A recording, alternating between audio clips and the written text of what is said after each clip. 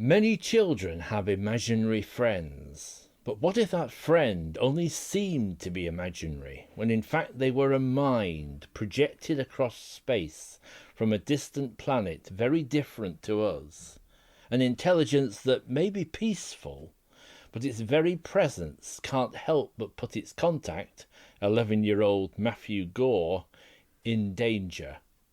John Wyndham was one of the most successful science fiction authors of his generation. Whilst The Day of the Triffids, The Midwich Cuckoos and Quest for Love have each been filmed multiple times, there remains only one visual adaptation of his 1967 novel, Chocky.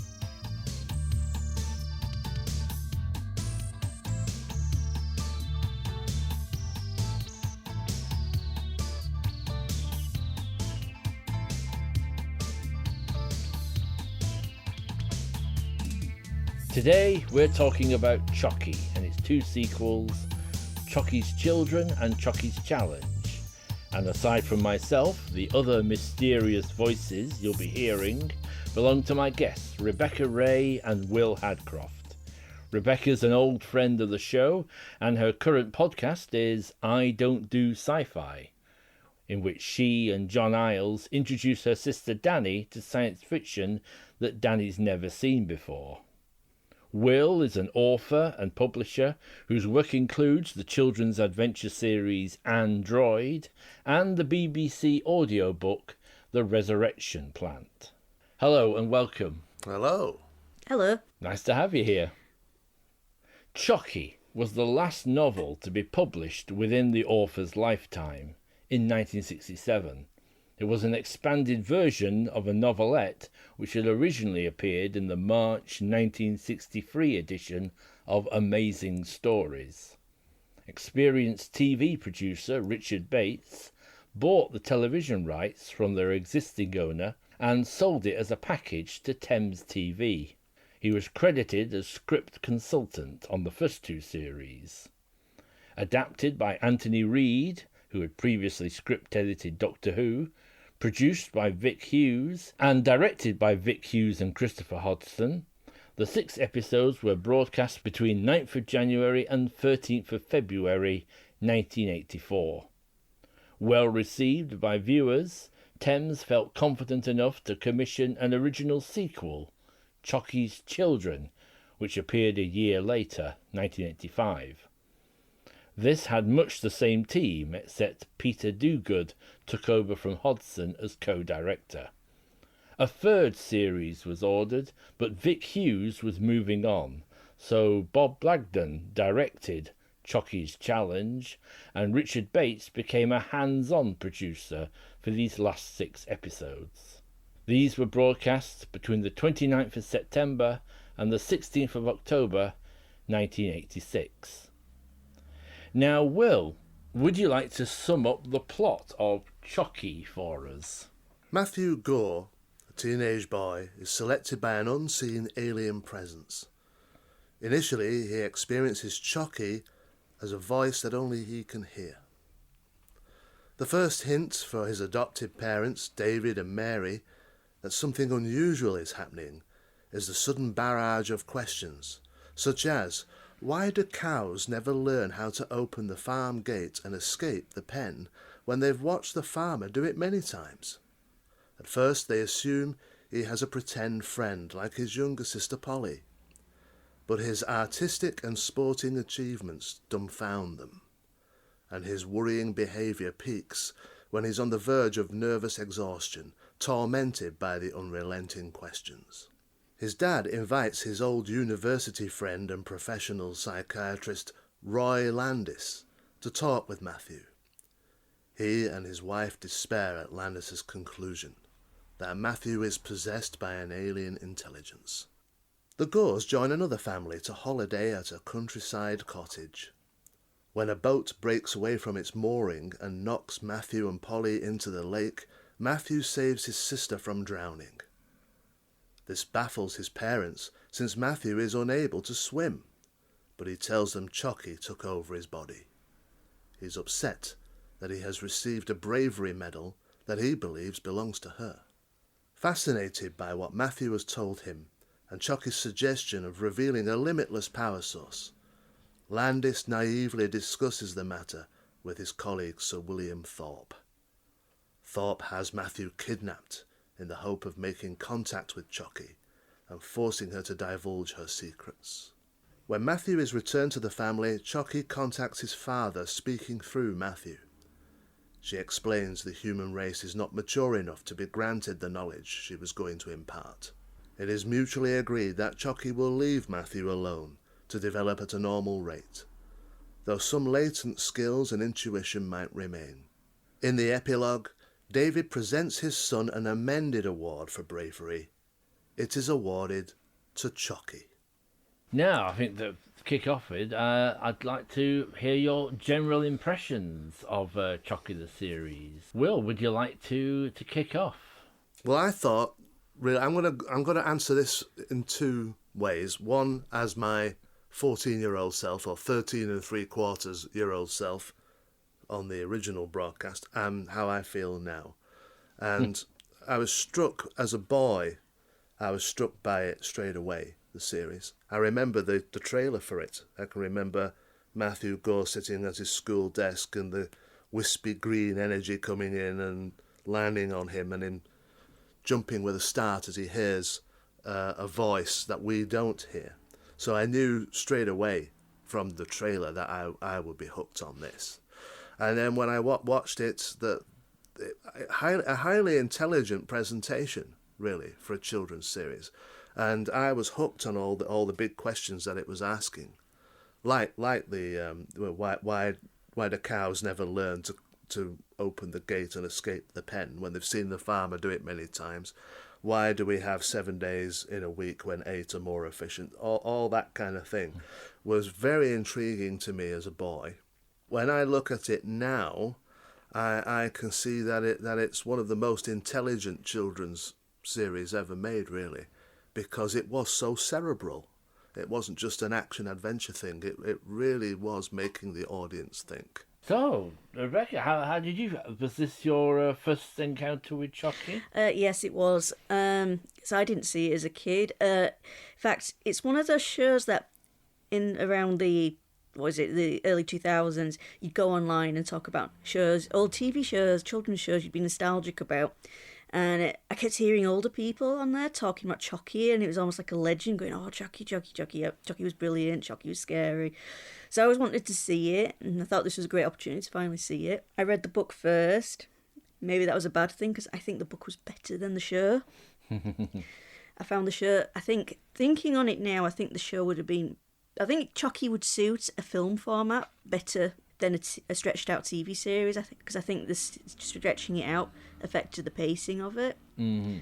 But it's definitely a thoughtful children's series, because thinking about it and comparing it to other shows at the time, especially CITV shows, it's definitely more, it's not childish, it's not patronising, so it is more cerebral, it's more intelligent and more thoughtful, and played much more straight and not comedically, whereas you look at other stuff that CITV was doing in that period, or a bit later, you got stuff like Teabag and Mike and Angela, and then you had What on Earth on CBBC, so, and they're always played a bit weak, the acting was always a bit not so serious, whereas this, you felt like everyone was taking it seriously with the acting, you didn't feel like anyone was phoning it in, which you do sometimes get with children's shows.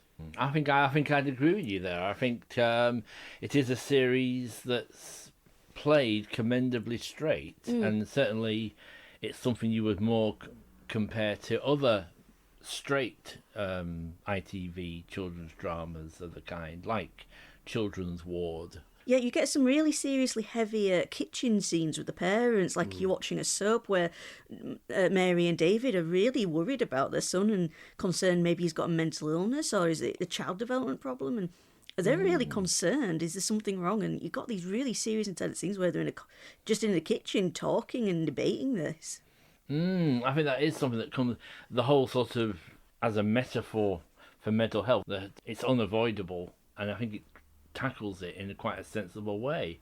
It's interesting, in an interview, there's an interview with the writer Anthony Reid that's on one of the DVD releases, and he said that he was very keen. That scene near the start where you very explicitly see Chocky coming into the classroom and descending on Matthew. He felt that was very important. He didn't really want to go down that path of, is it a mental illness? He felt that would be too heavy, too serious, and possibly even frightening for children. Yeah, the book does, because it's very different from the book in that respect, because in the book, you do not know until the very, very, very end that Chocky's an alien. Until that point, it's very ambiguous what's going on. The thing with the book as well is that it's written from the point of view of the father David, isn't it? It's not written as a children's book. No, which was one of the things I wrote You're down. You're going in in notes. through the eyes of a parent. Yeah. What is happening to my son? Yeah. Because when I was writing my notes when first watching episode 1, I wrote down, who is this aimed at again? Because the book is not for kids, but the show is, but it's quite serious still, and the opening titles, the closing titles, quite chilling and sinister and melancholic as well. So it's very different. That theme music is something else, isn't it? It's good. And that title sequence with the spinning prism and the sculpted head turning, all very, very strange and really sets the tone for the piece. You know, because I said before, Chocky's one of those that's, again, was one of these legendary shows older people would talk about and fondly, and you type into Google what's Chocky, because name doesn't mean anything, and that sculpted head image would show up, but it would be the back of it, luminous green. So I didn't know it was the back of his head all these years. I thought it was like an alien egg or something. Yeah. So when I finally swatched it, I was like, oh, it's Matthew all along this creepy green thing. Just on the matter of the theme music, I always wanted, from being 13 3/4 upwards, a copy of the theme music on disc. I thought they must release this on record, and they never did. Also, I thought. So I got, as what I often did in those days, I got an audio cassette recorder, placed it by the speaker on the television, and pressed play and record, and captured the theme music on tape. So, because that was the only way I could have it, the intro and the outro, and hope that the continuity announcer won't speak over the outro. And then found on YouTube, someone had uploaded the full piece, and there were questions underneath. People said, "Oh, I've not heard this for years. Where is it from?" And this might interest listeners. Somebody called Paul Harvey posted on YouTube the track by John Hyde, so it was John Hyde who composed it. I think in that first series he's only credited for sound. It doesn't say the theme music is composed by, because it used to baffle me as a boy, who did the music for this? But it's John Hyde, who was also known as Astral Sounds, according to Paul Harvey. And the piece was originally called Coral, and is taken from the 1982 library music album Red Kite. Yeah, it's interesting what you say there, Will, because I spoke to Richard Bates in the run-up to producing this podcast. I was hoping to present excerpts from the interview in this podcast, but unfortunately computer things happened and we don't have that interview. But I remember him saying that John Hyde had originally been brought on to do the special sound, to do the sound effects, and he had said, "Oh, I do music as well," and he proffered this music to Richard Bates and said, "How? What do you think of this?" As we know, Richard Bates liked it a lot and agreed, and thus chose that piece of music for the theme. And unfortunately, for contractual reasons, John Hyde couldn't be credited, which is a shame. But it's nice to see him getting. I think. Sorry for interrupting, Gareth. But I think in the later series, it's either Chocky's Children or Chocky's Challenge. He is credited for the theme later on. I think you're right. Yes, I think you're right. I think he does get his due in the later series, but not in the original. Yeah. In the original, but it is a nice movie, and it's interesting you saying that about Matthew's head that appears. It's a brilliant title sequence. Yes, changes a little bit. There are little changes in the forthcoming series, but it essentially stays the same.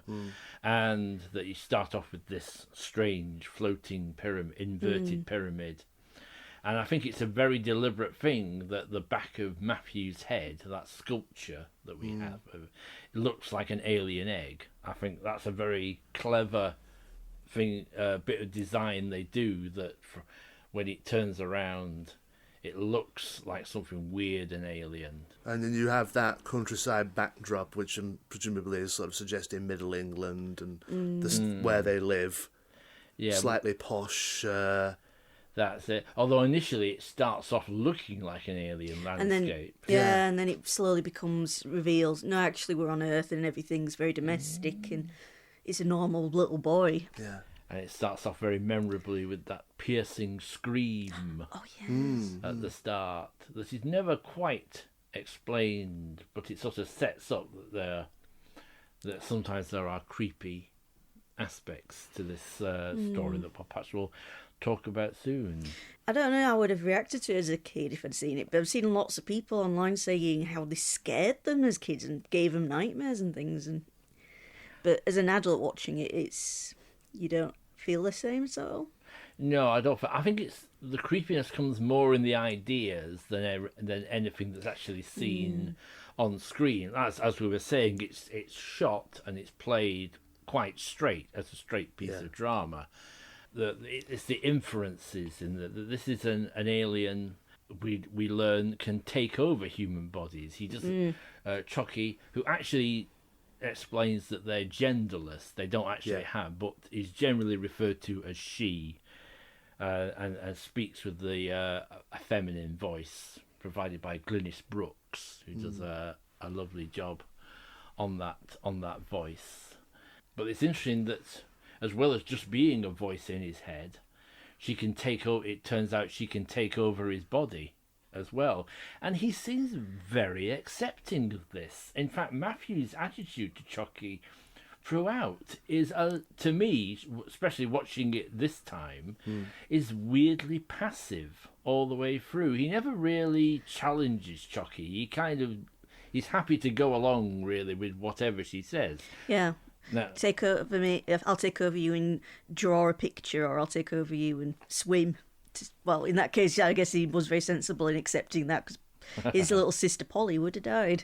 Perhaps it's because he doesn't, and we as viewers don't sense that it means any harm.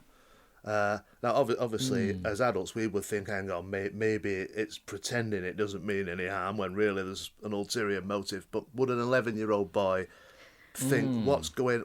Am I being manipulated, or would he just accept?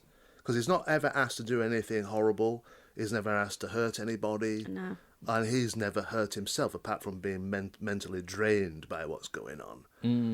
He's not harmed by her. So maybe that's why she gains his confidence.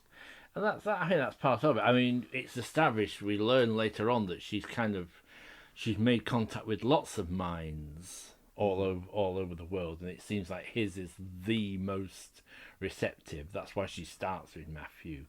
So, and I suspect part of that is his trusting nature, that he'll let her in. But it's interesting to contrast later on, just with Albertine later on, when she first learns about Chocky. She's quite horrified by the idea. Yeah, and that's an interesting contrast. I think in the first series, the only time it bothered me, because we say frightened, are you frightened of it? Well, as a 13-year-old, not frightened, very intrigued, very sort of, ooh, what's going on here? And this is strange.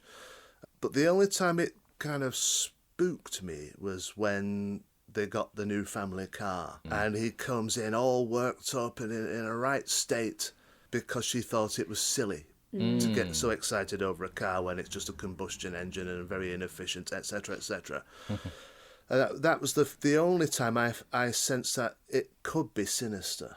So, I mean, we've commented on this difference between the TV series and the book, is that the TV series is much more from Matthew's point of view, which I think is the right decision to go if you're making a series for children's ITV. If it had been sold as an early evening drama for more family, it might well have been closer to the book, and we'd have been seeing things we might have had a more sinister take on Matthew. We might have gone in a more Midwich Cuckoos kind of way. It could have even have been. It could even have been done in a kind of Tales of the Unexpected way, couldn't it? Where you were led down the road of thinking there's something wrong with this lad, and then but having the questions. But how does he know what he knows? Where's he getting it from? Which the questions the parents are asking. Yeah, I think for adults that'd be easy, because in the book it's a lot of David might be doing something and he overhears Matthew arguing with someone outside and he thinks, oh, it's a friend, and then realises it's Matthew talking to himself and finding the conversations a bit odd. And then lots of recounting it to his wife, Mary. Which another also is not very televisual. Really. No. So it makes sense to take it more from Matthew's point of view. Speaking of Matthew, what do you think of Andrew Ellam's performance? I think mostly good, but it's that bit when he has a fit about the car. It felt a bit off to me. It just looked odd. Interesting. It looked odd to me. Like I couldn't believe that he was the age he was. It just seemed unrealistic to me.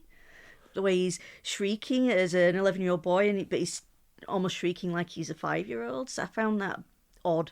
Interesting. I was sold on it at the time. I was really caught up in it. I can remember him. I remember the joy of because when you're a child, a new family car. It's let's all go for a ride in it, and test it out. And so you have that joy, and then to have in the next scene this hysteria. Then and now, struck by Andrew Ellam's own maturity as an actor, because he clearly understood what he was meant to be doing. He understood what Matthew was going through, and he understood all of it. It's for someone so young, he clearly grasped it. Sometimes you get child actors and they just speak the lines, and there is no emotional import, really. I think that's quite a clever touch, actually, that we don't actually hear Chocky's voice properly for till about halfway through the series. I don't think. At first, she is just this kind of faint, electronic, almost whispering, isn't it? Sort of whispering. Yeah, you hear the whisperiness when she's going into Matthew in the classroom, but not. No, you don't really hear her voice till later. Yeah, and but I think it is quite a decent performance because it's been asked. And I was thinking this, watching it. I was watching it earlier this week as a little bit of a refresher, and there's the scene at the end, right at the end of Chocky, where Chocky's left and he gets presented the medal, and he plays that just the right amount of restrained tears in the eyes, and very mature for his age. That lad, he really was. It's a little surprise, but I mean the Chocky series is virtually his only film and TV work after he went into got a proper job in academia. I'm also quite amused that his best friend, yes, Colin. When his friend was talking, I thought, wait a minute, I've seen this. I can see you acting before. Oh my God, it's Kay from Box of Delights. Yeah. Oh it no, is indeed that Kay weird Harker. acting of his, which he'd done just before Box of Delights, hasn't he, Chocky? Because I watched Box of Delights recently and watched the interviews, and he said he'd just done Chocky and then got the gig for Box of Delights. Devin Stanfield. And it's quite fun to see him. I mean, Colin is a slightly dim-witted lad. He's a well-meaning, slightly dim-witted lad, and it's quite nice to see. Yeah, I think Devin Stanfield is quite nice in that. It's nice to see him in modern clothes. I've only ever seen him dressed up in his Edwardian knickerbockers in Box of Delights. What amused me in one of his scenes was they were playing on the Atari, and that was one of the moments where Chocky takes over Matthew, and his friend from Kay, I'm just going to call him Kay. I've forgotten his name already, Kay. So he's like, oh my God, Matthew, you're so brilliant at this Atari game. Wow, and it's smoking. And I'm looking at the score on the screen going, that is not a good score, sorry. It's like, come on. It was only like 0-630 or something pathetic like that. And you're like, that's not a good score. Can I say, I got a Proustian rush seeing the old Atari game console. there that they're And playing on. the Rubik Cube, that was such a big thing back then at Yes. school. I remember when they first came out, and I remember in my first year at secondary school, which was in September 81, I remember there was a boy there called Chris, full name, Chris Millard, not seen him for a very long time, but Chris Millard was one of those lads who could do it in under a minute or something crazy like that. And the teacher got him out in front of the class, and he was twisting it all over the place and did it. Got a round of applause. So people who were not children then and were born later might not get that was a big deal, the Rubik's Cube. So when it shows up in Chocky, it's very much of its day.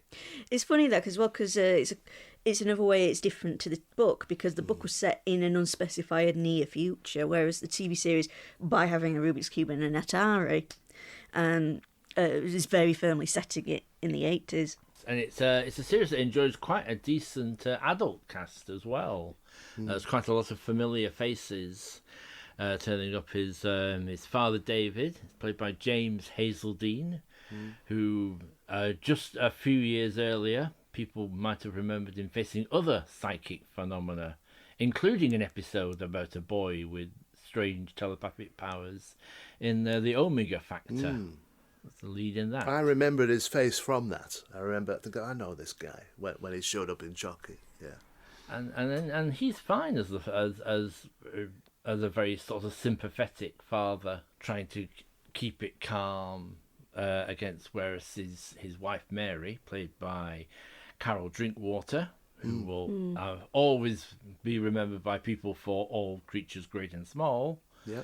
And whereas she's much more emotional and worried and stressed about it, whereas he is, but typically as a British man, he keeps those feelings within and tries to keep it sort of like calm and rational.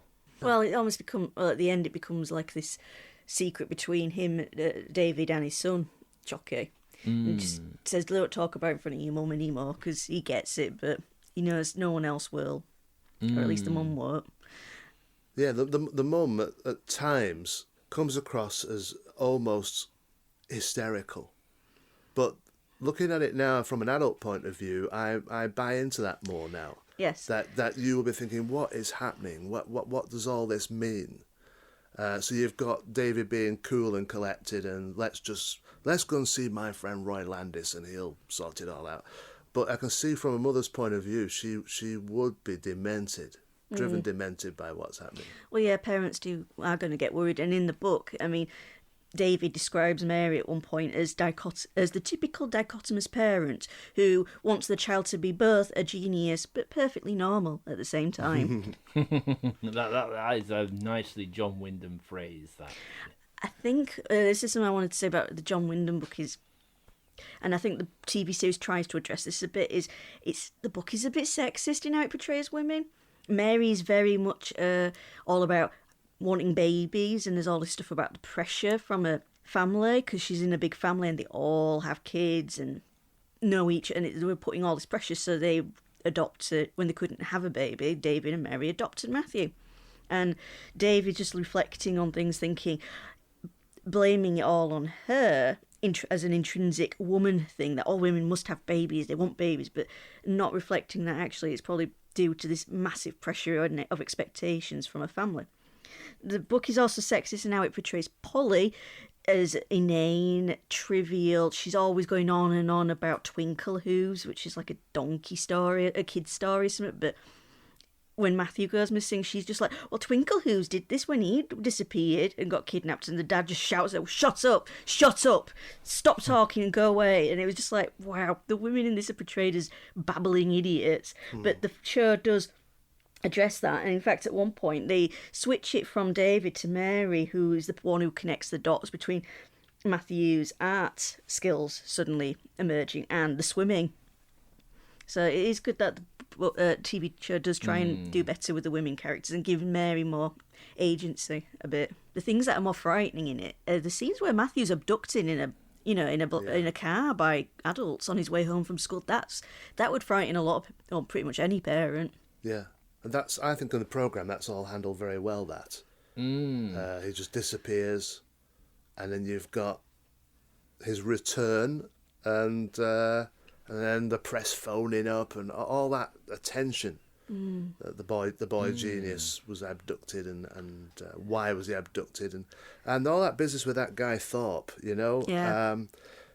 I can remember watching the stuff with Roy Landis, played by Jeremy Bulloch, who played him really well. I thought the idea of this psychiatrist who's there just to find out what's going on, and then the more he's told, he realizes it's real. And that scene where he presents his findings to the parents, I thought Jeremy Bulloch really nailed that. He came across as totally convinced.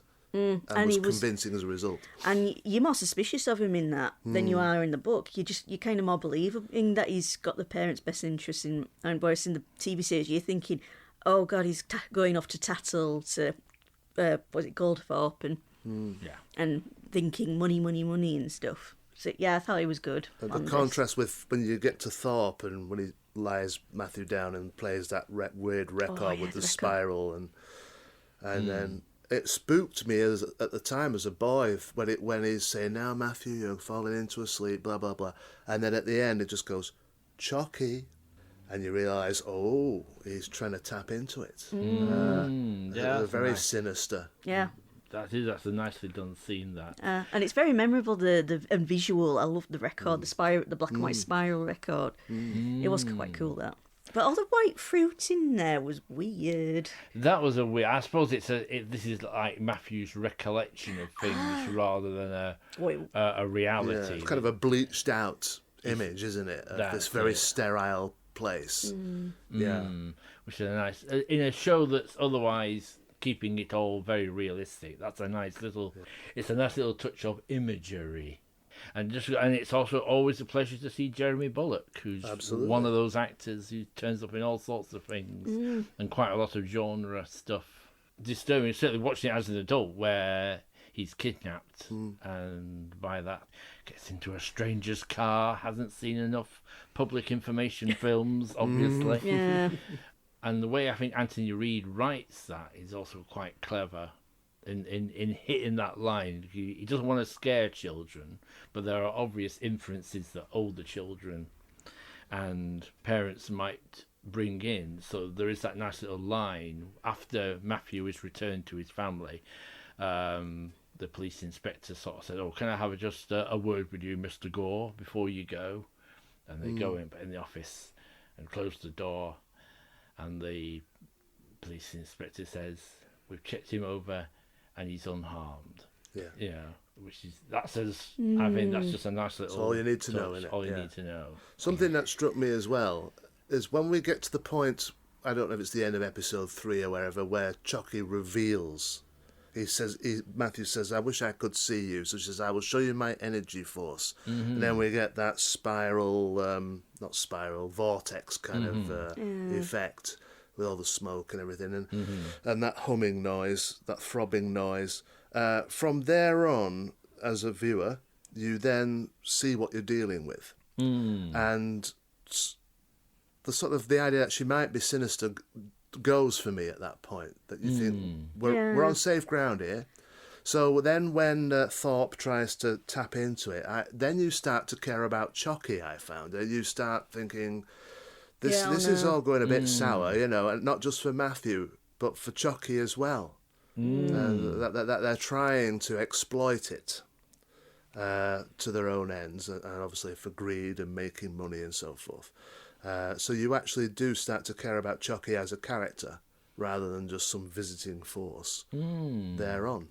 I think that's a good point. I think you do begin. Yes, you are sympathetic. You start because Chocky. She's got a sort. It's not a physical form as such, but she's got something you can latch onto now. It's not just this disembodied voice where you don't know where it's coming from. And before we sort of move on to the sequel, I just wanted to mention something that bugged me. I was going to say other thought. Anything you'd like to say about Chocky? When Matthew was kidnapped and the police were all out doing the big search parties for him, They looked way too happy. They were smiling and laughing like they're out on a field trip. I thought that is...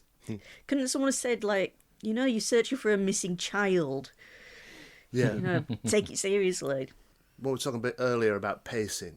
This is watching it as an adult. I thought that the first episode was a little slow, but then I appreciate that there's a lot of setting up to do in the first episode. They have to introduce us to the family, to Matthew, to school life, what it's like for them. The stuff with the planetarium at the beginning was a way of introducing space, I suppose. And I was going to say that's a very aliens. ingenious way of bringing in a spacey aspect in a quite a nice budget, low budget, but effective way, that planetarium. Yeah. The other thing I like to say is that when it came out on VHS, because I ended up buying the book because I kept thinking, when are they going to release Chocky on video? When are they going to release? And they didn't for quite a long time. So I remember seeing the book in W.H. Smith in Bolton and thinking, I'm going to read the book. And that was... It felt like I was reading a novelisation of the television series when, in fact, it's the other way around. So that was the only way I could re-experience it for quite a long time. And then when the VHS came out, I loved every minute of it, and I loaned it to my brother Jonathan, who's 4 years my junior. Now, Jonathan is not a cult TV obsessive like we are, he remembers things fondly, but he's not going to go out and buy videos and what have you. So I lent him Chocky and said, do you want to see this again? And he went, oh, yeah. And he reported back to me after a day or so that he watched the first 3 episodes back to back in a single sitting. So this is an adult, and he would have been in his late 30s then, I guess, or something. Just think about the pacing of it. An adult who's looking at it through adult eyes, who's reminiscing and remembering fondly the series, was able to get through 3 episodes back to back in a single sitting. He was so engrossed by it. So I think that's testament to how well it was made in the 1980s. I guess when I'm thinking of the pacing issue, I'm thinking of all of it. I'm thinking of Chocky's Children and Chocky's Challenge as well. Right, the whole shebang. Yeah, and I think it's Chocky's Children, which we'll get on to, is the flabby one. A bit draggy one. Yes, I think we might have some agreement coming up in the not too distant. But another scene actually I wanted to bring in, I particularly like, as you say, after Matthew has saved Polly, something that they try and keep quiet, but then going back to Matthew being a trusting soul, who far too trusting, will talk to anybody, and he talks to a local reporter and it blows up a little bit. Yeah. But it leads to this, I think, quite, again, a little bit of a creepy scene, but really well done. This strange woman appears at their gate, who's convinced that Matthew has been in touch with an angel. And it's a miracle, and she's sort of approaching him, and I don't think she's come here to abduct him, but she's certainly here to kind of to metaphorically touch his robe, so to speak, and almost like on a pilgrimage to touch a relic or something. Yeah, that's it, and it's a very nicely done scene, very nicely played by the actress. The part is, she doesn't have a name; she's referred to as Cranky Woman in the guest list, played by Janet Hentfrey. If you've watched Doctor Who, you may remember her as the elderly spinster in The Curse of Fenric. Comes to a sticky end. Unfortunately, because of her face, which is quite sort of, it's lots of sharp edges on that face, she was often a bit typecast, playing sort of like gossips and generally unpleasant, nasty teachers and the like. She particularly memorable from the singing detective. She has a very interesting face, full of character. So you can see why she would be cast in as eccentrics or unpleasant people. And she's certainly, like you said, she pulled that off well. That lady who thinks he's been touched by a guardian angel, and she wants to find out all she can. So although she is in fact not sinister, it's just her obsession with, I've got to beat this boy. And the series ends. I remember I did ask Richard Bates if they'd planned it with more series in, if they were at the time. And I think it was more a case of, it wasn't a firm thing. They were initially thinking it's a adaptation of this novel rather than turning it into a series. But Anthony Reid seeds it in that final episode with Chocky saying she's going to more subtly contact, rather than working, the original plan is to work purely through Matthew and make him into this great scientist who discovers cosmic energy. And now she's going to do this it'll take longer, this subtler plan of influencing lots of children's minds all over the place. And if it had been left there, that would have been a perfectly fine as an ending. Yeah. But in fact, this provided the seed for the sequel series. Yeah, I think is it in the interview with Anthony Reid, where he says it's the only adaptation of Wyndham work that the family, the estate, liked. And that led to them saying, yeah, you can do an original sequel. That is high praise indeed. Yeah, I was actually going to mention that because that was in my notes, but I didn't know it was Anthony Reid who said it. Maybe it wasn't. I think I'm just going from memory. That's ringing a bell, that. Because there aren't many interviews knocking around about it, are there? That's the most in-depth No, that's the one. thing I found with my research is there's not really much stuff on the production side. It's all people talking about it. Oh, I watched this as a kid and recalling it, and lots of very factual sites with stats about when it aired and episodes and aspect ratios, but not really anything on the production. It's not like some other shows where you can find all kinds of stuff like contemporary interviews and things. But that's one of the reasons this podcast exists, to try and bring a little bit more light to these unappreciated shows. But there's no doubt Chocky was appreciated, and Thames TV went ahead with a sequel series. A year after Chocky left, seemingly for good, Matthew goes to stay with his Aunt Sissy in the countryside. He discovers that he has a telepathic link with 12-year-old Albertine, who lives nearby. She's a maths prodigy who's been homeschooled by her iconoclast father, Arnold Mayer. Matthew realises that Albertine is unknowingly in contact with Chocky, who is trying to secretly influence her studies.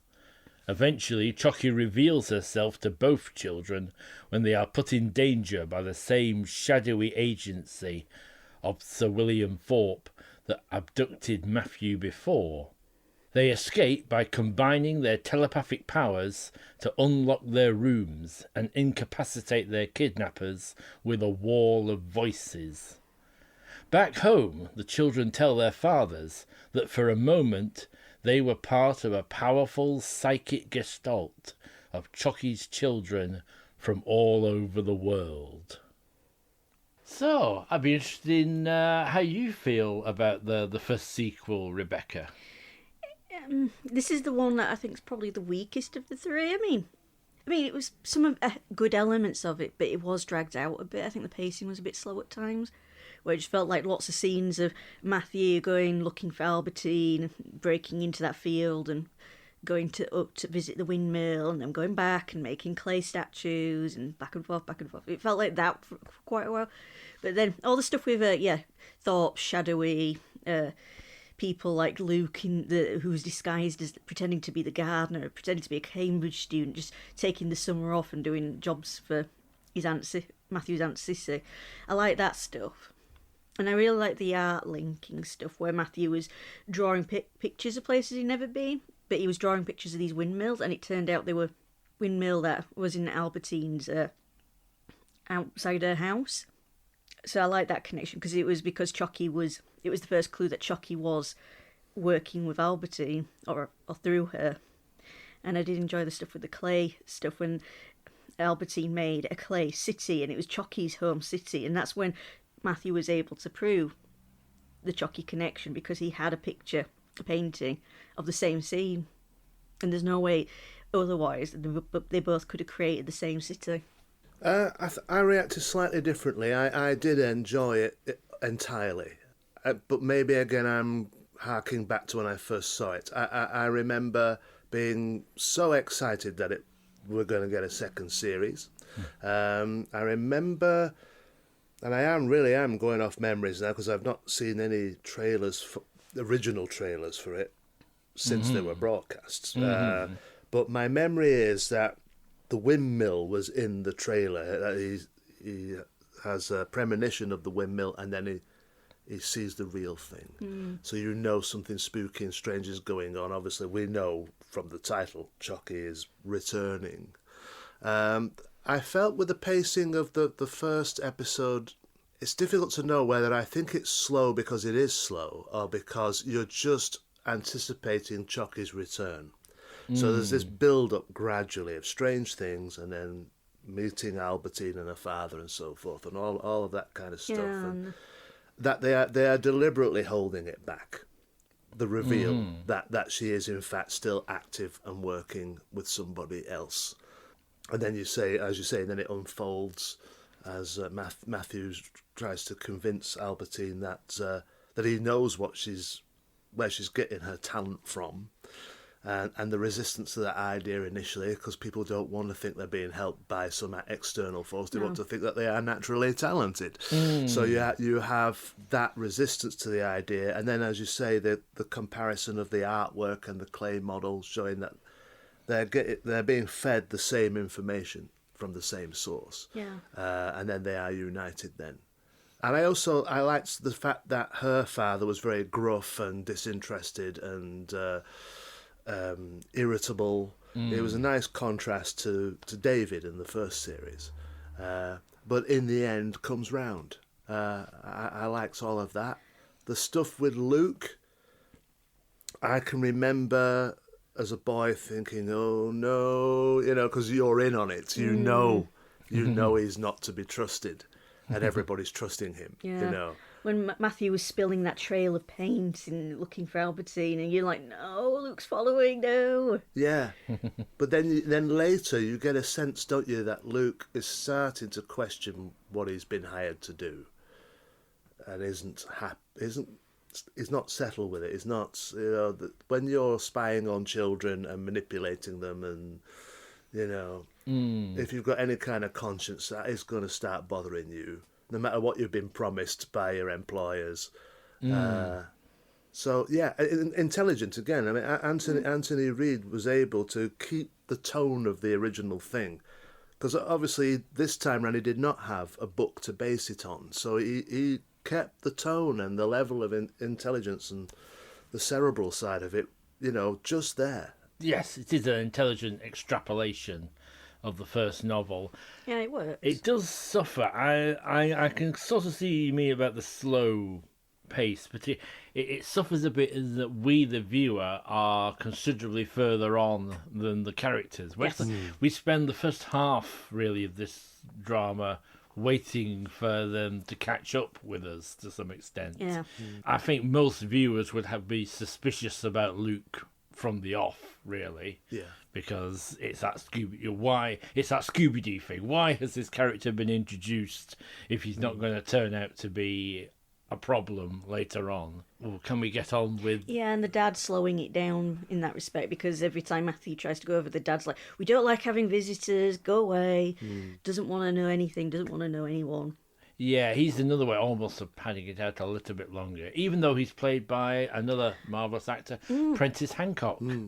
When Albertine's father showed up, I thought, oh my God, this guy seems a bit of a toughie, a bit of a badass. I wouldn't want to meet him down a dark alley. And then I looked him up and I'm like, that's why, because he's been in Doctor Who, playing badasses in things like Rebus Operation, Planet of the Daleks, and Face of Evil. So that explains it. But yeah, he seems like a tough... The actor comes off as a bit tough. So he's kind of dispassionate scientist type, isn't he? Really, there's no time for emotions and no time for all this childish silliness. So he doesn't listen to his daughter. unfortunately, yes, he kind of treats her a bit too much as a kind of fellow scientist. Yeah. Would you say helicopter parenty sort of? Because he's all about, she's going to Cambridge, she hasn't got time to do this, she's got to get ready for her Cambridge application and her interview and her exams and blah, blah, blah, blah, blah. He's all about pushing her in that direction. Definitely helicopter parenting. That is a good phrase. Yeah, he's definitely pursuing his ambitions through her, definitely. And just as an aside, Prentice Hancock, he's appeared on a lot of shows. He's probably perhaps best known to a lot of people for Space 1999, where he played the sort of second-in-command character in the first season, Paul Merrow. I was just thinking about his character in Chocky, that you felt frustrated that every time they were on the verge of explaining it, he switched the subject. I do wonder if Anthony Reid was doing that deliberately to generate frustration in the audience, that they're not being listened to. Because eventually, the payoff is that eventually when he does hear it out and discovers it's all real, you then get that elation of, thank goodness he's on their side now. And then things move on. Yeah. I was just so glad that Chocky was back, that we were getting more of it, and that there was now someone else going through a similar sort of experience to Matthew, and Matthew wanting to say, look, I've been where you are now. I was really taken along by it, really. I was engrossed. Yeah, I think it's worth... I'm going to sing a bit of praise now for Annabelle Worrell, who played Albertine. I was going to say she's likeable. I like Albertine, and the actress is, again, good. She plays that part quite well, because it's quite a complex part. She's being this mass prodigy. She has to go through all these feelings of when she's finding out the truth and finding out about Chocky, that worldview challenge, and learning to deal with that. Yeah, and again, like Andrew Ellams, Chocky is her only film and TV credits, really. She obviously, but I'm afraid I have no idea what she did later on in her life. But here, it is a very appealing performance. Yeah, she's playing a child prodigy, and it's just occurred to me now that she's playing it really very differently to how we've seen child prodigies in other shows like Smarts Guy and Young Sheldon. It's very different. I mean, you like her and you're on her side. She's not annoying anybody.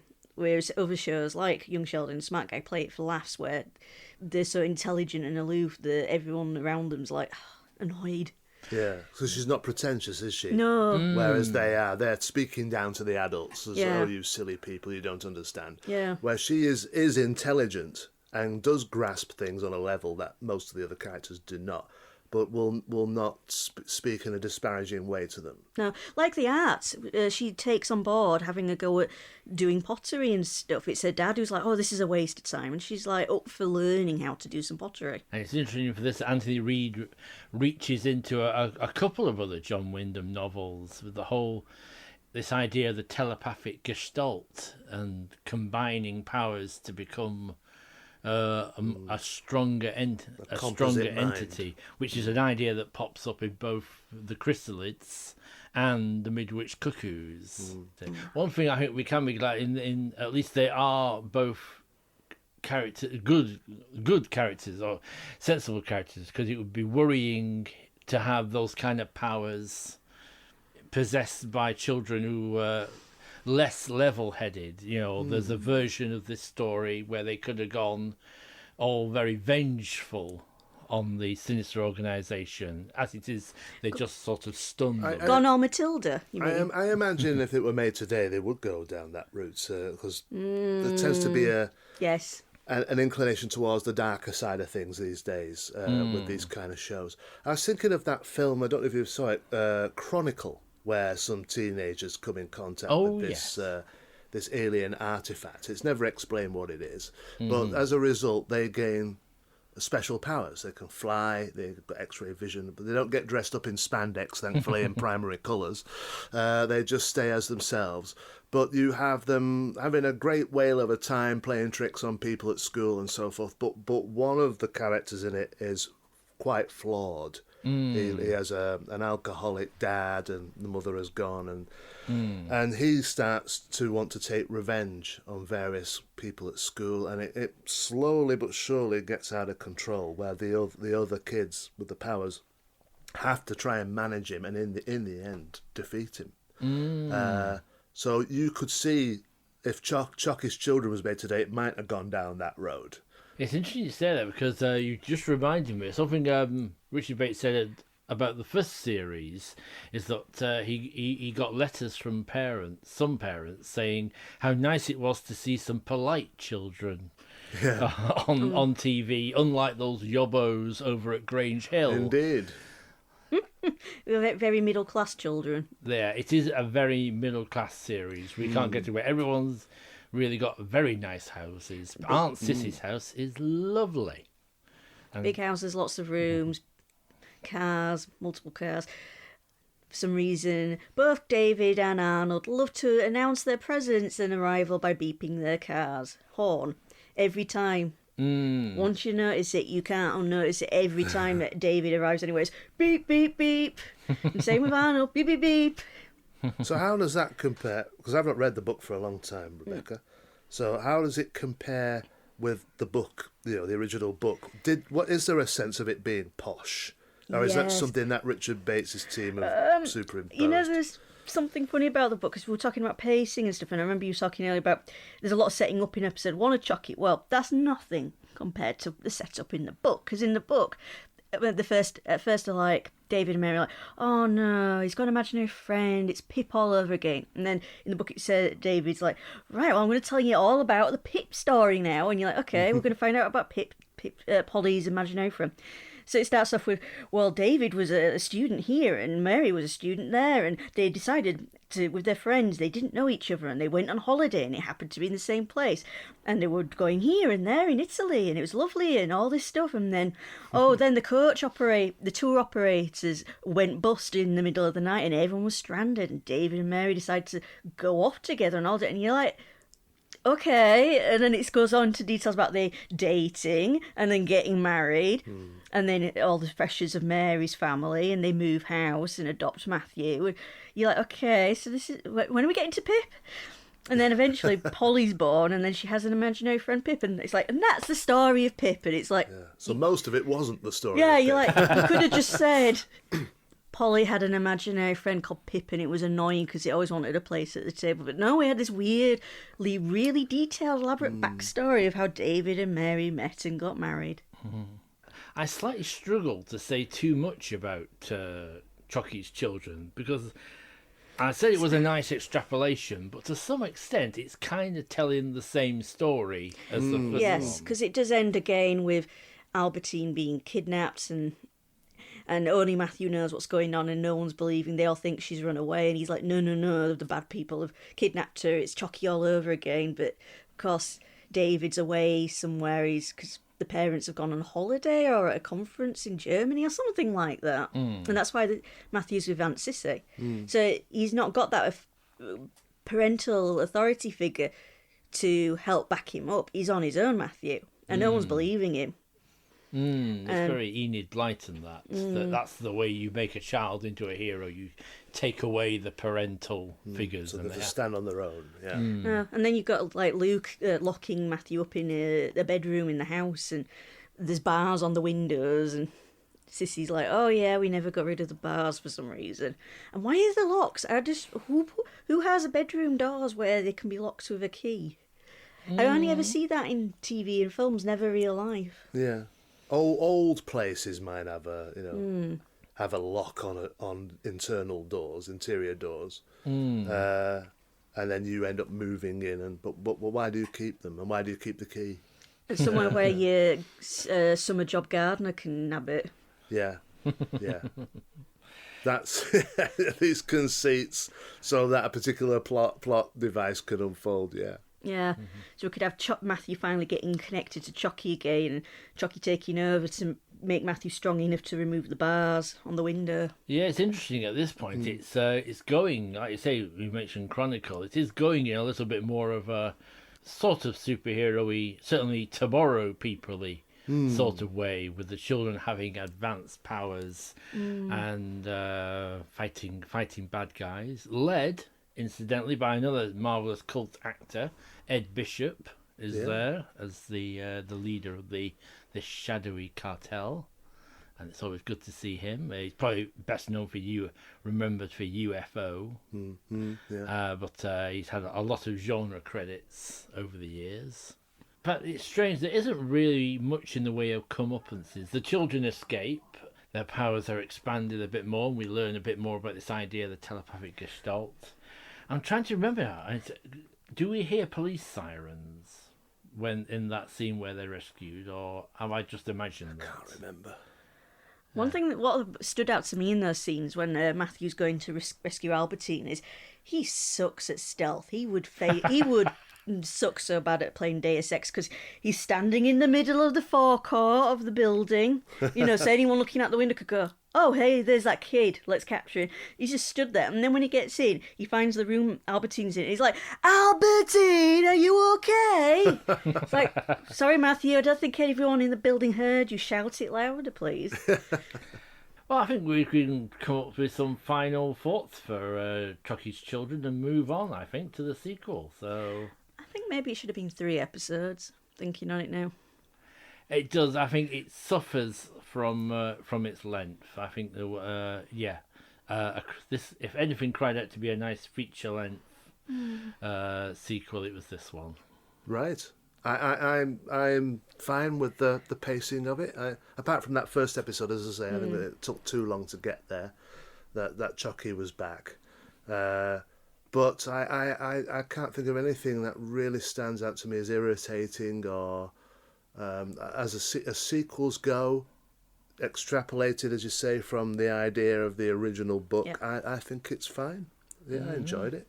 Well, it certainly was successful enough for them to pursue a third and final adventure for Chocky and her hosts and contacts on Earth. And it was called Chocky's Challenge. Matthew is now studying art in New York, and Albertine has passed her exams to enter University of Cambridge. Chocky is still working through Albertine in order to help humanity discover cosmic power, an infinitely renewable energy source which would revolutionise Earth's energy needs. Albertine assembles a team of children recruited from around the globe to help meet this challenge. Unbeknownst to Chocky and the children, however, the military have a mole watching their work. Now, I'm going to start this off with, to me, whereas the first two feel very much a pair, Chocky's Challenge has a different feel to the other two. It's turning into a different kind of children's ITV drama now, because it's an ensemble cast. Previously, we've followed Matthew largely, and his family. Whereas this one feels we've got a much kind of bigger cast of regulars. Yeah, there's more children in this one because they're all Albertine's age, aren't they? They're all about, how old are they? 12, 13? They're not teenagers. They're not quite teenagers. No, tweens. Yeah, tweeny kind of age. Now. Yeah. And they're all all of them are prodigies who Chocky's worked with. And another feel is that we whereas in the past the antagonists have been a bit, well, we've used the word shadowy, but they have been a little bit distant. We've guessed what their motives are, but they've never been explicit about why they've been kidnapping children and hypnotising them and drugging them to get at Chocky. We work it out, but whereas this Chocky's Challenge is much more explicit. We actually have military characters talking about turning Chocky's this knowledge about cosmic power and using it as weapons. There's a whole Cold War theme running through. It's a case of our country has to have it before these other countries get it. And it's all become a little bit, the subtext has become a bit more text in this third series. It's interesting because I do have a much different experience as an adult watching it than I did when I was a lad. When it was broadcast, it was, oh, great, and third one, Chocky's back again.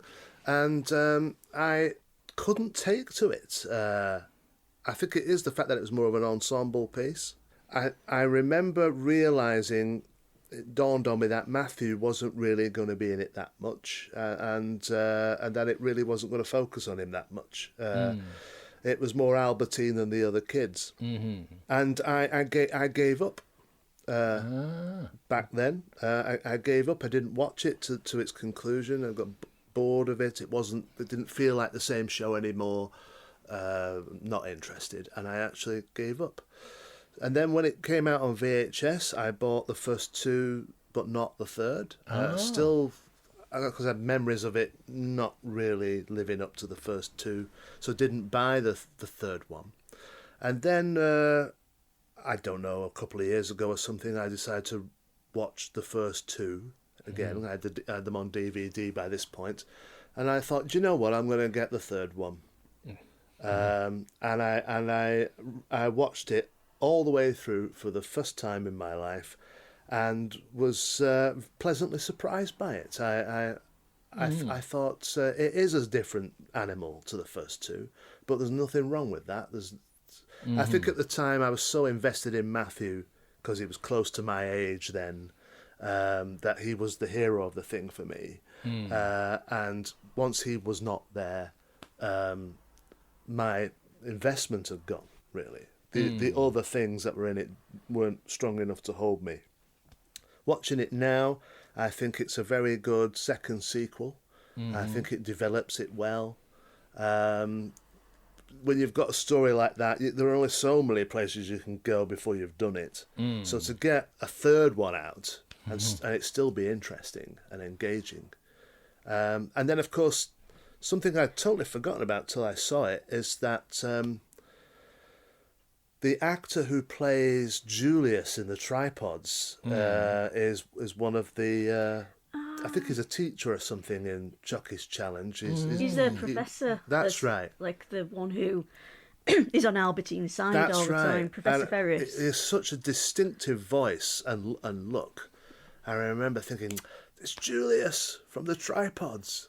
And of course, we've got that Richard Bates connection, which when it was broadcast, I hadn't twigged at all. That the producer of the Tripods was the script consultant on Chocky. I hadn't connected that up at all. So as an adult, saw it straight away. Oh yeah, Richard Bates, that will be it.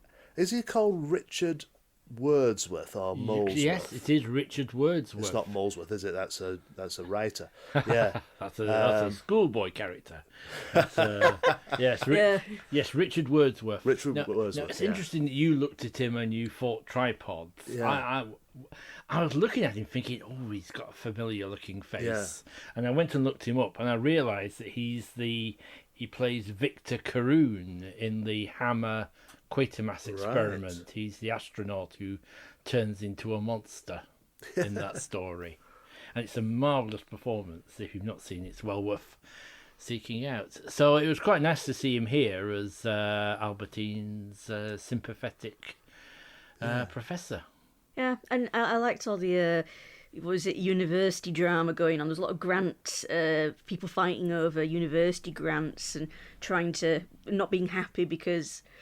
So we've got this woman she's called Dr. Liddell, and she's got an astrophysics project, research project she's wanting to do, and she applies for the grant and it gets given to Albertine, and she's just like so annoyed about this, and I just love all the infighting stuff that's going on there.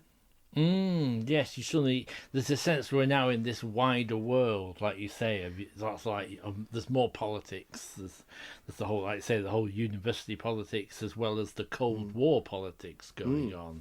Yeah, and all that stuff at the radio telescope and all that business. The fact that she Albertine could sort of manipulate all that, at such a tender age. But then she's obviously getting assistance from an extraterrestrial source. And my first reaction to that bit was, Albertine, should you be doing this right now? And sure enough, she gets caught because that doctor. Another reason this Dr. Liddell hates her because Dr. Little had set up a serious, astrophysics experiment at the telescope, and Albertine screwed it up. She basically turned it off, and so she could go looking for Chocky's planet. Yeah. Absolutely. I think, yes, Professor Little is quite justified in her anger. Because some of these projects can take months and years of collecting data, and that could be years' worth of work.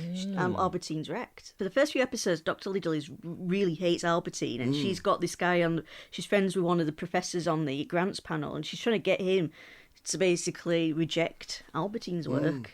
Yes, the name of the actress who plays Dr. Little, the name of the actress is Ilona Linthwaite, and it's a very good performance. Something else that's just coming to mind now is the scene where they trap Chocky in that pyramid. Up until then, you've got the feeling that Chocky's unreachable and invincible, and nothing can touch her, because the actual being that is Chocky isn't even here. It's just a projection of her mind. Yeah. So that was a step up, that, for me. I thought, people can now trap it.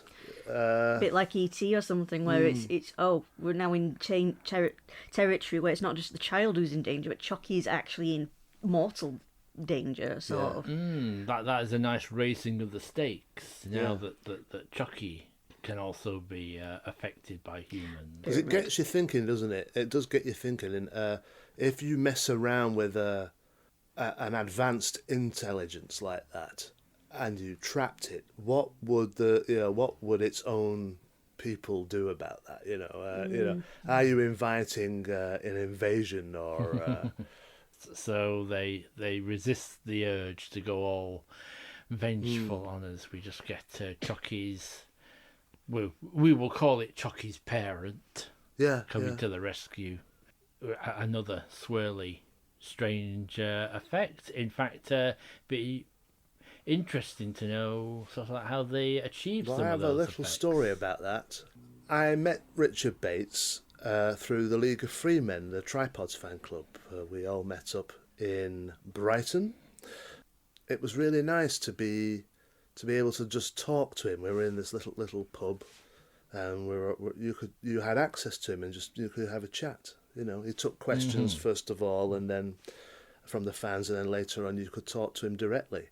And because I knew he'd done Chocky, I wanted to discuss that with him as well as Tripods. And I asked him about that swirly vortex effect.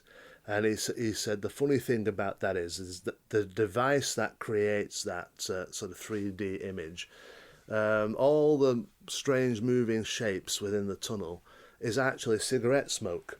And so they'd switch this thing on, feed the lights into it, and then someone would blow cigarette smoke in to create the swirling tunnel. And then when they got commissioned to do the sequel, Chocky's Children, nobody knew where the machine was. So they were saying to Richard, we've got a problem. We've got Chocky, but we've got no Chocky. And I don't know who turned it up or whether they got another one, but there was a moment of panic that we've got the series, but we don't have the effect. And we don't know how to mimic it any other way. And then they must have found it. I don't think they got another one from somewhere else. They must have found it. But it did amuse me that Chocky is a smoker. Yeah. Yeah, and it's a simple but effective... You see that kind of effect sort of on stage shows, don't you? Like concerts and stuff, where they can create that live on stage. The dry ice effects. Yeah. And that tunnel, I've seen it show up on all sorts of things that are not television shows. What I really like about this series is that she is completely 100% wholesome, completely 100% benevolent. Normally we get there's an ulterior motive. They want to invade the earth, they want to take over people, or they want to take something that we've got that they need, like all the water or something, and siphon it off. There's no ulterior motive. It's everything she says that she's here to do. That is what she's here to do. and she is wholly benevolent. I can't think of any, apart from E.T., since you mentioned E.T., I can't think of any other sci-fi where the visiting aliens are actually completely and wholly good. Yeah. Man Who Fell to Earth? I don't know. Is He's he taken- wholly, he's is he wholly taken good? He's something of an innocent. He's sort of stuck with us, isn't he? He's an innocent who gets corrupted by humanity, and he gets exploited. Yeah. Yeah, he's not. I mean, it's interesting. There is this conversation going back to the first Chocky in the final episode, where I think where the dad David does ask why have you why have you come here? Why are you doing all this? And Chocky explains that intelligent life is one of the rarest things in the universe. So there's this nice line where she says, "It is we don't." Or she says, "Well, I don't have the exact word for it." She says, "It's like you would say it is holy." And her race believe in preserving and nurturing this very this rarest of commodities of sentient life, and that's sort of why they do it. And look, fortunately so far it is benevolent.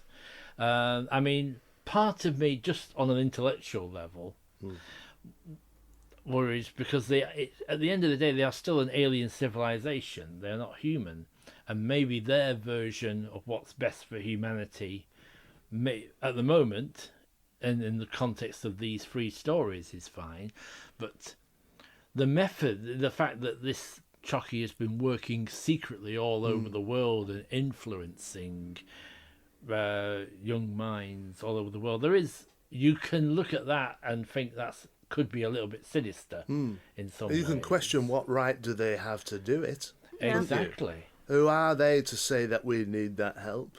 Why can't we be just left to find it ourselves?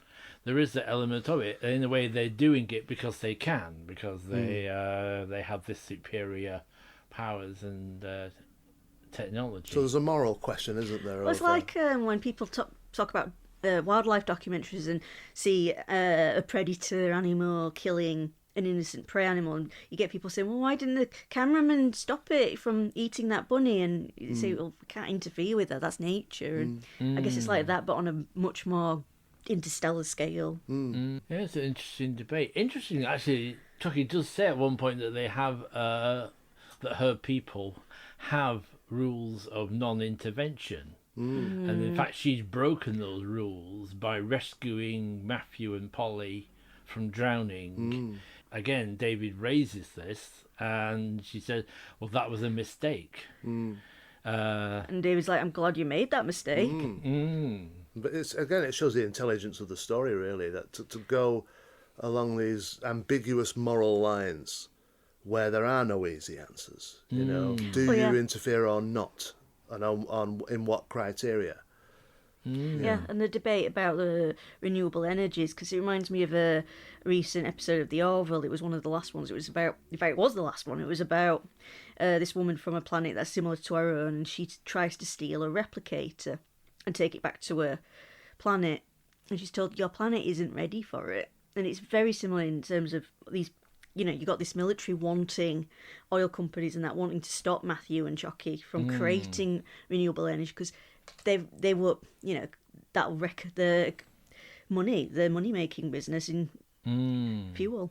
And it's another aspect that in Chocky's challenge, there's a great scene where they have this debate where Arnold and the children are told, we're moving you to a secure location now because of your work. Now they've demonstrated a prototype of their cosmic energy, this spinning pyramid, inverted pyramid, that the military now want to come in a bit more explicitly and take over things, which Arnold and the children are completely against. And they say, no, this is knowledge for the whole world. Yeah. We want to share it, and it's completely against the mindset of the people in charge of them. Although they also make the good point, if you stop us, try and force us, then there are other groups of children all around the world who might well be working on at the same time on this technology. Yeah. Because that's it. The ones in charge didn't want this power to be given around the world. They wanted it just for Britain and not let anyone like Russia or China get it. In fact, slightly threateningly, in picking up a bit more on the Midwich Cuckoos element, they sort of say, well, actually, if we combine our powers, nothing can stop us. Nothing can stop us. Yeah. Again, thank goodness they are nice. They are reasonably rational, nice people who don't want to take over the world.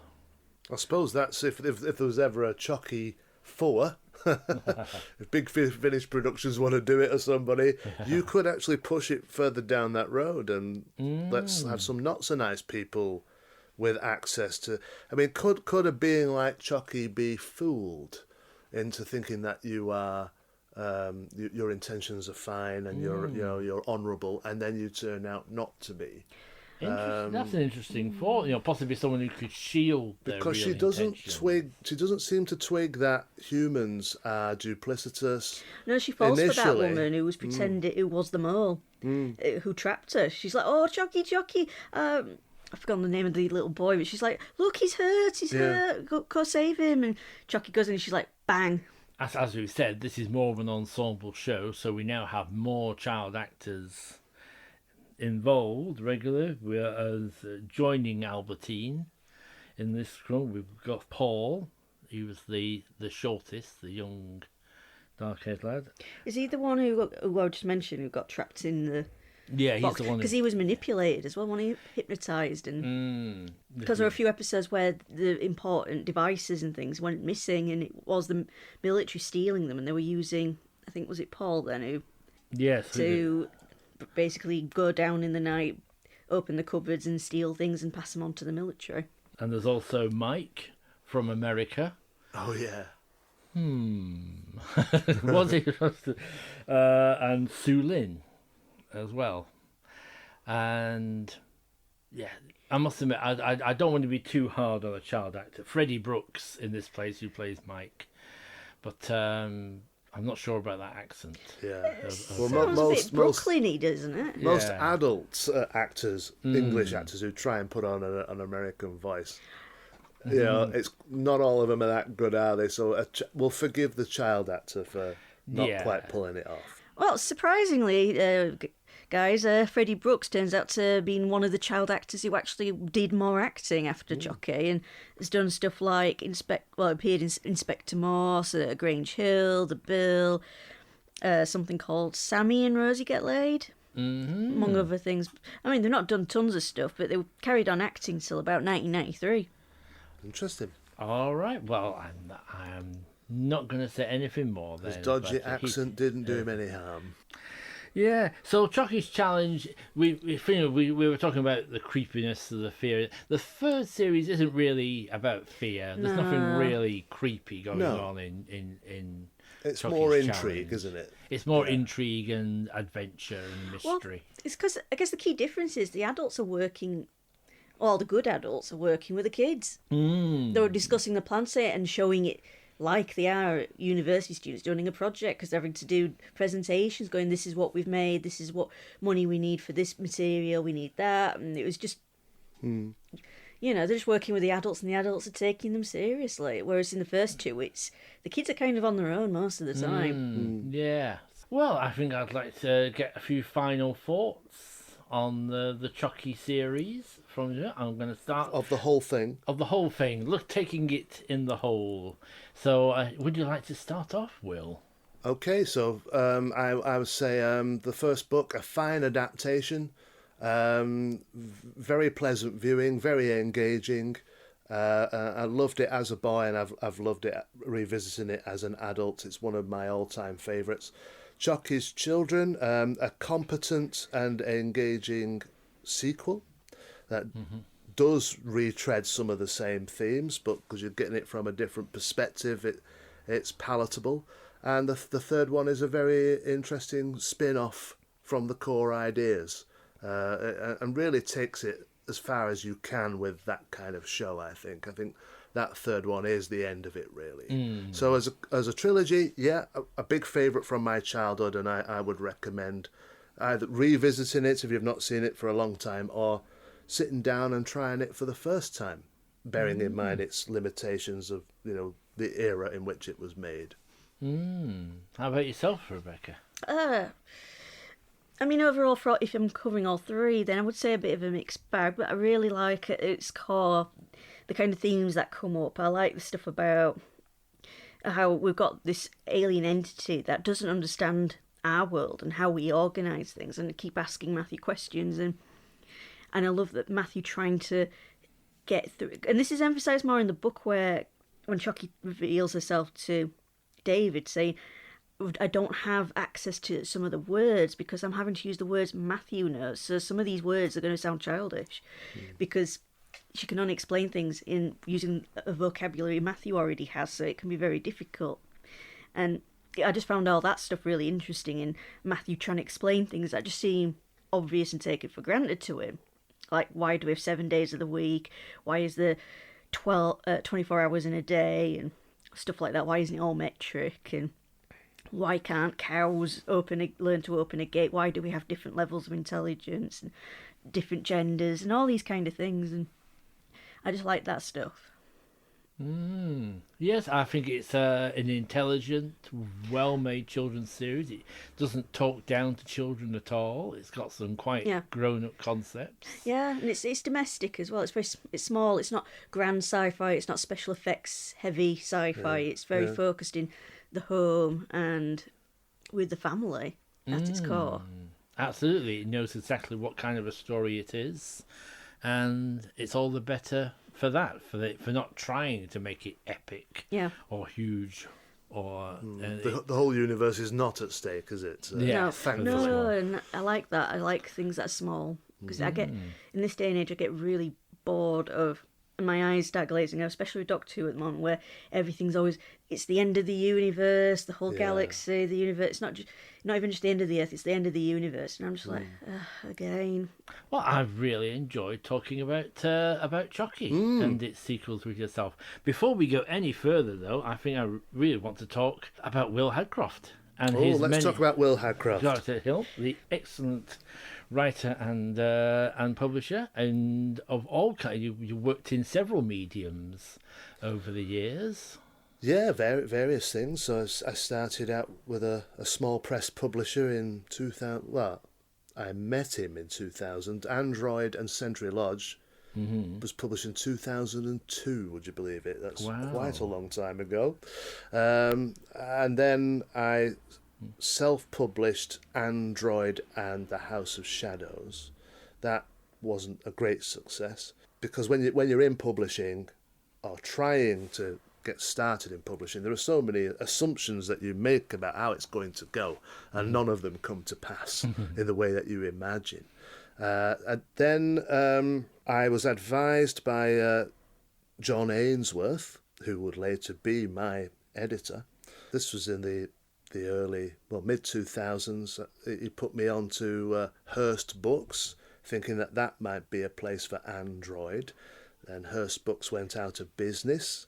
Then a lady called Teresa Cutts got in touch with me, having read one of my books, and we got together as a publishing partnership and launched FBS Books, FBS Publishing, which is it's an acronym for Fabulous Books. That's what FBS stands for, if anyone's wondering, with a capital S on the end of books.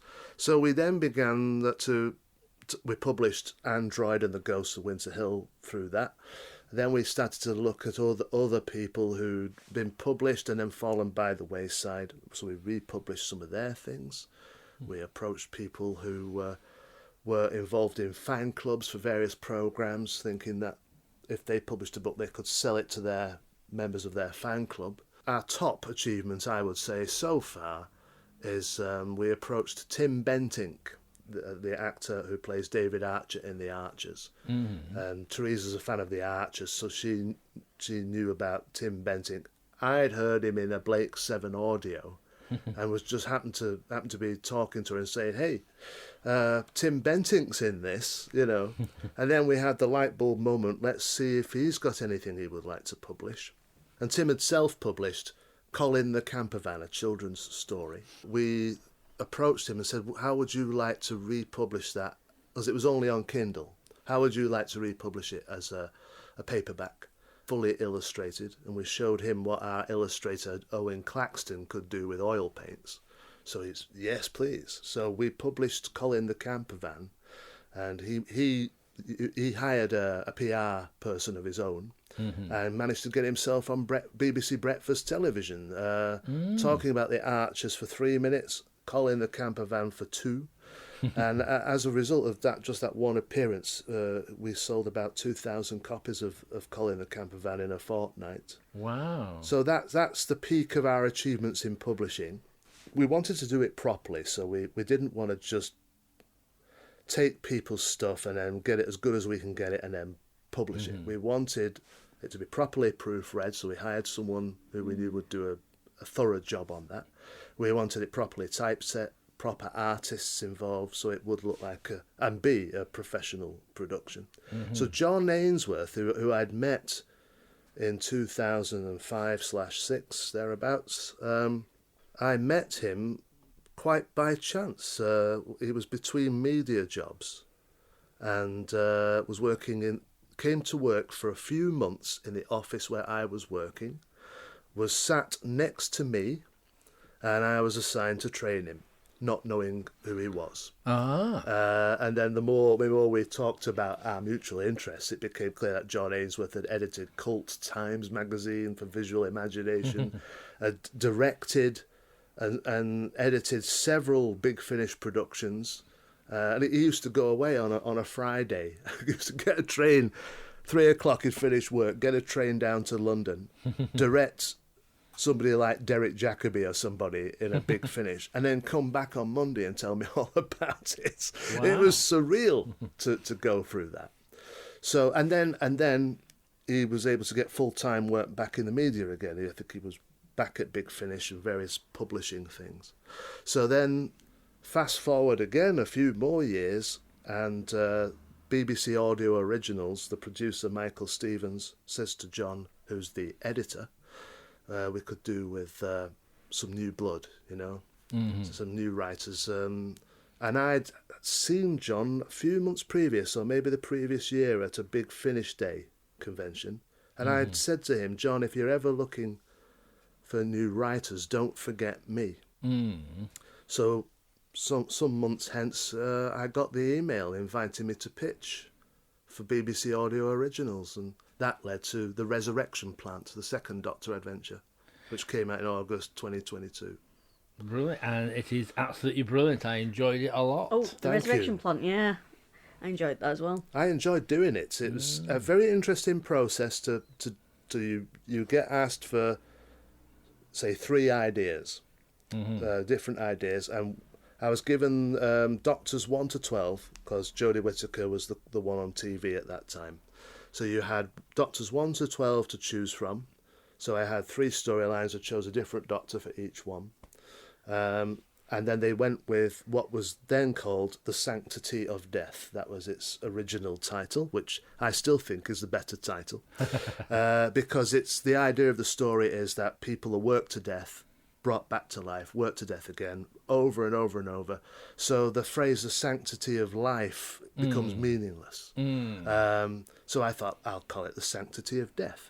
And this was years and years ago I came up with this as a pitch for Virgin Publishing or BBC Books, one of the two. And it was rejected. So I included that because I always thought it was a good idea. So then you get asked to write up a 2-page synopsis of the whole storyline from beginning to end, all the events, the characters, the whole thing from start to finish. And then if they like that, they commission the story. And what I'd done, because I obviously wanted to sell it to them, the penultimate scene, if no one's heard the story, I won't blow it for them, but you have heard it. So if I say the penultimate scene in the office between the Doctor and Wren, and that exchange as they set up their little deal with one another. That's the first scene I wrote. Oh, right. And I sent it to John and Michael as a demonstration for the tone of it, the flavour, the way the interactions would be, and to show that I could do it, really. And that's Michael's favourite scene in the whole thing, he later told me. Yeah. Is there anything forthcoming that you can talk about at the moment? I think I probably am allowed to say I have been commissioned to do another one. Brilliant. Congratulations. I'm not sure I should reveal which doctor it is or anything else, really. No, I think I'd keep it to that. Quiet. Yes. Yeah. Well, there'll be links in the details with this podcast. Thank For you to follow up on Will's work, and it is very recommended. Thank you very much. Thank you. And Rebecca, you've not been letting the grass grow under your feet either. No, I'm still working on our new podcast, I Don't Do Sci-Fi. So we've had the first episode come out and people seem to be enjoying it, which is good. That was on Star Cops, and we've got episode 2 coming out later this week. Well, yeah, next week. And we've recorded 4 episodes now, and we've done Danny's reactions for a 5th episode, and we're going to do the panel for that next week. And I'm already thinking ahead to season 2 and what we want to cover, and hoping. Well, we've been getting ideas from people who follow us on Twitter and Facebook. So, if anyone's listening and we'd like to hear more suggestions on what we can put my sister through, just to explain it for anyone who doesn't know. But I know I've talked about this on the Aliens episode. It's a podcast series where we put my sister Danny through sci-fi series because she doesn't like sci-fi. She has always rolled her eyes whenever we mention Star Trek. And so me and John, we're going to show her different sci-fi shows and films, classic ones from different periods each episode. We're going to see how she reacts. So the audience will get to listen to that for about 10 minutes, and then we have a panel discussion with a guest where we talk about the show in more detail and see what Dan thought, and talk to the guest about how they first got into it and what they loved about it, and see if Danny liked it, or if she didn't, can the guest convince her that maybe she should give it another try. And also episode 3, which will be coming up, well, we release the episodes monthly, so first Saturday of every month, so in March, we're going to be having episode 3, which will have Will as a guest. Indeed. And as it's already been recorded, I can say I had a whale of a time doing it. A very, very, very enjoyable experience, yeah. And I remember seeing at the end when Dan was giving her final verdict, it was like nail-biting, wasn't it? Because I didn't know what she was going to say. I was gnawing away at my own fingers. Is she going to like it? You better like it to some degree. So it's Blake's 7 episode that year in. So yeah, we were definitely on 10 trucks. Will Dan like Blake's 7? And I've already seen on Twitter someone say, I can't wait to find out whether she likes it or not. And that was quite an adventure, that one. It's not always easy to predict. and we actually, and it's interesting what you're saying about fresh eyes, because I'm just thinking about it in regards with the Chocky thing, because there is an episode, we did our 4th episode the other week, and we had that one's unusual because it's not just Danny reacting, but we've got an 11-year-old girl reacting as well, John's daughter. Brilliant. So she's been she was on the panel as well, so it's very interesting. So we've got 2 people there reacting to it who've never seen this, I'll just say, children's sci-fi series before, that I loved as a little kid. Yeah. And so we've got an adult opinion on it and a child's opinion on it. Well, I can't wait to hear it. The omnibus version of Chocky was available on VHS in 1985 from Thames Video. The 3 series were released individually on DVD by Second Sight in 2002, and then as a box set by Revelation in 2010. I'd like to thank Kevin Hiley for his help with the recording of this and for being an excellent host. I'd like to thank David Sullivan for his excellent article on Chocky in Scarred for Life Volume 2, which was great reading. I'd also like to thank Richard Bates for taking the time to talk to me about the series. It only remains for me to thank Will and Rebecca for contributing so much, and to thank you for listening and continuing to support the podcast.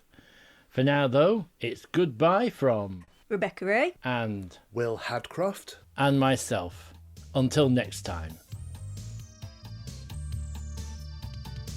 Very British Futures is hosted and produced by Gareth Preston. Music by Chatry Art. Follow us on Twitter at FuturesVery or on Facebook.